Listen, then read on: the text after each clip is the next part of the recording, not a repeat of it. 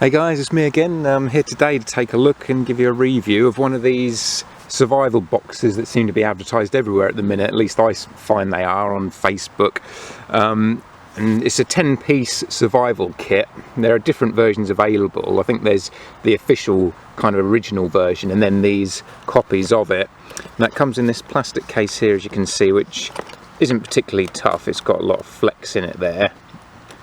It's got 3 clips, 2 on each end there and 2 at the front to open it, that hold it tightly closed nicely. Obviously there's a lanyard here as well, as you can see, but it's not watertight. There's no rubber around the edges there, which is a shame. It'd be good if there was just a little rubber bit going along the sides there to give it a bit of water resistance. You could put one in yourself or some wax or something, but obviously it'd be nice if it came with that. Now inside the kit, I've added this doesn't come with it, but you can supplement the kit. Obviously there's enough space in here that you can add bits to it. I might add a lighter and some matches as well at some point, but I think a pocket sharpener is a handy thing to add. But everything else that you can see here comes with it.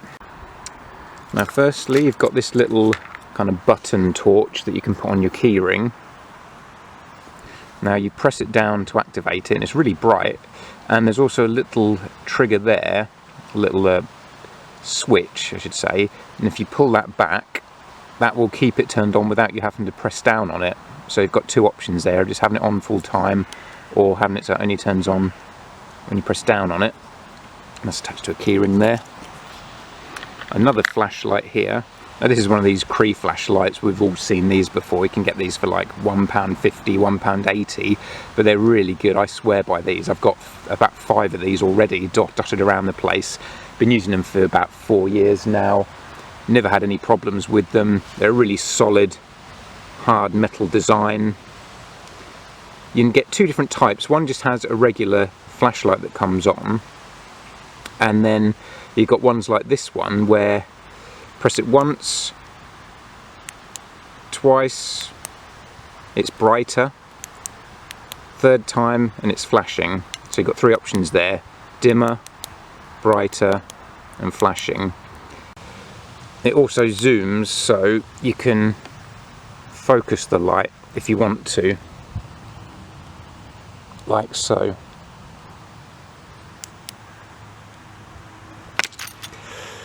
Next up, we've got a tactical pen, as they're known. This, much like the torch, is very solid metal, very hard. It's got a pressure nub there for self-defense, or you could probably break some glass with that as well if you needed to. That's quite a good point to it. Like I say, quite solid like the rest of the pen. To activate it, it's just, you turn it at the end there, and I should have bought some paper with me really, but yeah, that works. I've never had one of these before, so I'm quite happy to have one. Next up, a compass there on a lanyard.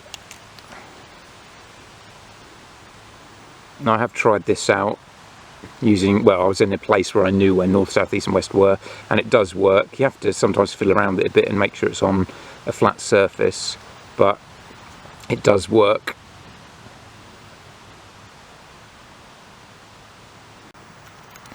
We have a ferro rod, and this is a good one. This is a very thick one. Sometimes with these kits, if you're getting a cheap kit, it'll have a very thin ferro rod embedded in a larger bit of metal, and it's a bit of a cop-out, but this is a really nice size one. I'm trying to set light to the kit just in case, but I'll demonstrate this. It comes with something to strike it with. You can see there, you've got some good sparks coming off of it, and because of the size of it, that's going to last quite a while, so I'm impressed with that. It's got a good bit of grip there on the end as well. Whistle here.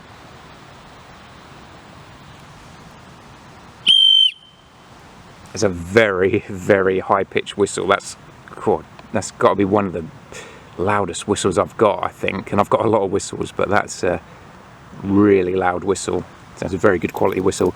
Once again, that's solid as well. Doesn't feel like it's going to bend or break in your pocket or in this kit. Got a little knife here. This was blunt when I got it, so I had to sharpen it up a bit, but I've got it reasonably sharp now. But I imagine they'll all be blunt when you get them, which is kind of a shame, but it happens. It's only small. I'm not sure if this would class as UK legal or not, because it doesn't take a trigger to fold it, and I don't know if that classes as locking or not, because it doesn't need a trigger to unlock it, say. It's just purely through pressure you clip it and unclip it. So I really don't know where the law would stand on that, but size wise at least it's UK legal for UK carry. Reasonably solid too. It's only held at that point there, obviously no tang, so you wouldn't be able to use it for anything too hardcore, but it's good enough for the size. And lastly, one of these little multi-tool cards, which I don't really rate that much. I think when you try and put too many tools into a little card like this, none of them are really going to work that well, are they? But there's also a list there of what's included. Got can opener, knife edge screwdriver, ruler, cap opener, 4-position wrench, butterfly wrench, a saw blade, which I'm going to test out in a minute, 2-position wrench, direction ancillary indication, and a lanyard hole. Now, the knife blade is quite sharp. That would definitely cut through some rope or string or whatever. It's not really particularly good for carving and woodwork, but you know, for just cutting even a seatbelt or something, that would definitely be sharp enough. I wouldn't want to run my thumb along that edge. I think I'd slip my thumb open. So it's just the saw I want to test out though and see how well that works if I find a bit of wood now. Screwdriver edge there, obviously, in the ruler, the different wrench sizes. Now this is a reasonably thick bit of wood, so this is going to put it through its paces. I'm not expecting much from it though.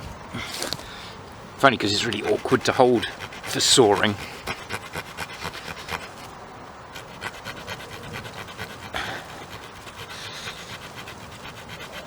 This would definitely take some time to do. I mean, it's not impossible. It would cut through this if I kept at it, but this would be a good 5 to 10 minute job, I think, using this.